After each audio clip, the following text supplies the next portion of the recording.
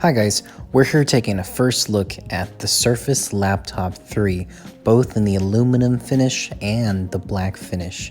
Metal colors this year versus the traditional Alcantara that we've grown accustomed to with the Surface Laptop 1 and 2.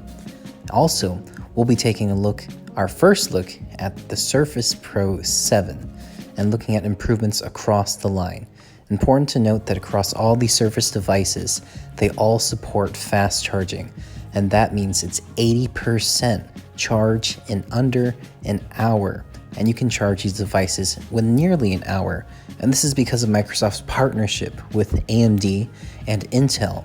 Now for the Surface Laptop 3, this is 2 times more powerful than last year's device, and 3 times as more powerful than the Mac, according to their claims.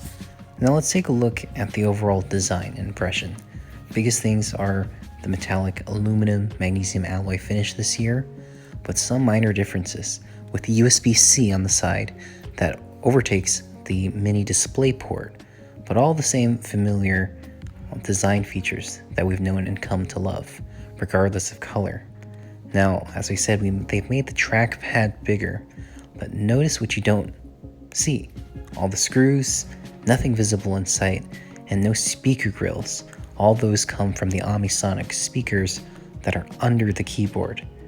And with the large trackpad, they listened to a lot of customer requests. They kept the universal Surface port charge, so all our accessories from the past still work. But if you look closely and have specialized tools, you'll be able to lift up the top whole portion of the keyboard portion of the Surface Laptop for repairability. Now, according to outlets like The Verge, who got more in depth with this, you can replace the SSDs, but other than that, you can't upgrade your RAM modules. So, according to iFixit scores, which scored the previous Surface lines nearly 0, these ones are more repairable, and Pano said that to great applause. The top can simply come off.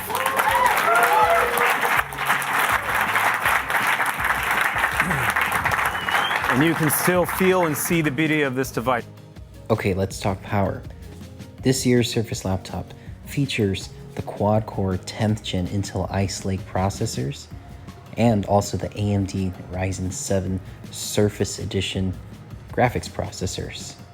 All this custom work done with both Intel and AMD to promote the fast charge that we talked about in the beginning, as well as being 2 times faster than last year's model and 3 times faster than MacBooks. And with the AMD Ryzen 7, you get the Surface Edition, so it'll healthily run games like Fortnite, but nothing too intense. But that's not what these devices are for. Okay, so let's recap the differences in Laptop 3. A 15-inch screen, larger real estate that feels still so light for something that's this large. You get the aluminum metallic finish in both silver and black. 20% larger trackpad, fast charging, the same elegant design, streamlined design as last year, improved Intel chips, and the AMD custom work that they've done internally. All this in a package, and the biggest one, repairability and modularity. The ability to just unscrew, take off the entirety of the top, look at the SSDs and RAM, and be able to repair it. Or this is easier on corporate customers or just repairability of the device. So all in all, these devices you can pre-order now at $999 for the 13-inch or $1199 for the 15-inch, available October 22nd. Now, actually feeling the device and the weight, it's what we come to love and expect. And I wouldn't be surprised if these were mistaken for MacBooks. Every single year, it starts to approach that elegant, like glass, hefty, complete click, especially on the trackpad. The 20% larger. The only other trackpad that I felt like this is the MacBook line. The keyboard, even more complete, bouncy, right tactile feel. As I said in my other review for the Surface Laptop 2, that was the best laptop of 2018. And this just takes everything and just adds it that much further. Now, the presentation was pretty quick for these devices, but I really feel like there wasn't that much ways to improve it, besides adding the metallic feel and getting kind of grease from the Alcantara, which I feel was overblown.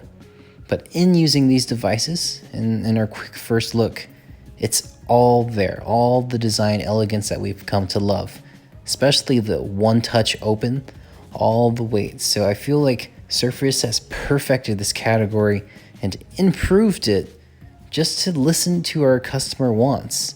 So I wonder what the repairability score will be in iFixit as we continue moving forward, and what improvements they can make next. There's really no divots or creases or screws in sight. They've hidden everything away. Panos hates these trapdoor features that you see in other laptops. The fan is like hidden in the back. You'll never see that. You notice there's no rubber tips on the sides, and it's just this one metal slate. And you can still have the Alcantara version. So you'll have this glass screen that leads right into it. So let's go into the Surface Pro 7. This is the most popular 2-in-1 on the market, and given its status, they didn't really change much this year. Possibly more blade colors, but the upgraded internals that we've seen in Surface Laptop 3 are all here. The quad-core Intel 10th Gen Ice Lake processors, and just more options with the Intel i3 to i7 models.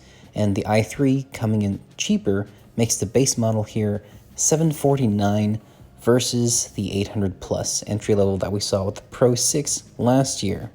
And back in black, but we saw that for last year, so this is just incremental upgrades. Surface saved all the modularity and the mobile processor chips for the Surface Pro X, even reducing the bezels. But we can't get our hands on that for a little, as that comes out later. So main design difference, if you look closely, is the USB-C in lieu of the mini display port. So across the line, Microsoft got rid of mini display port for USB-C and included fast charging, 80% charge in nearly an hour. If it ain't broke, don't fix it. And that's what I feel the Pro 7 was all about. A lot of the software changes, including like inking and including pen strike-throughs to delete, pen gesture supports in Excel. But again, this is just to continue the line, whereas all the innovation can go with the Neo and Duo. Kickstand angles are the same, almost 180. Still has that plastic on there. You still have the memory card chip right on under the Surface kickstand. So the pen redesign was saved for the Pro X, because in the Pro X version, if you look at the top of this Surface blade or the Surface keyboard cover, that's where the pen would go. But they kept the magnetic pen on the left side of the Surface Pro 7. So all in all, these are upgrades for the Pro 7 this year. Just incremental, where Microsoft likes to meet its partners there before going on something bigger projects, which I can't wait to get my hands on in these future devices. Okay, so that wraps up our hands-on first impression of these devices. Let me know what you think in the comments below. And if you want to know my thoughts about the Neo and the Duo, check out my other videos, like and subscribe. We're on our way to 1,000 viewers. Thanks so much.